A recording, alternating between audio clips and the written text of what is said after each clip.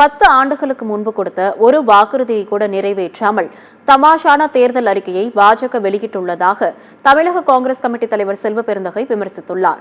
சட்டமேதை டாக்டர் அம்பேத்கர் பிறந்த நாளையொட்டி சென்னை சத்தியமூர்த்தி பவனில் வைக்கப்பட்டிருந்த அவரது புகைப்படத்திற்கு செல்வ பெருந்தகை உள்ளிட்ட காங்கிரஸ் நிர்வாகிகள் மலர் தூவி மரியாதை செலுத்தினர்.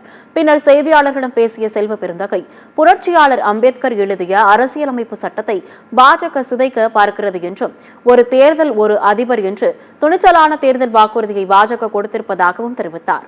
ஒரே நாடு ஒரே தேர்தலில் அம்பேத்கருக்கு உடன்பாடு கிடையாது என்று கூறிய அவர், சர்வாதிகாரத்தை வீழ்த்தி ஜனநாயகம் வெல்ல வேண்டும் என்றால் இந்தியா கூட்டணி வெற்றி பெற வேண்டும் என தெரிவித்தார்.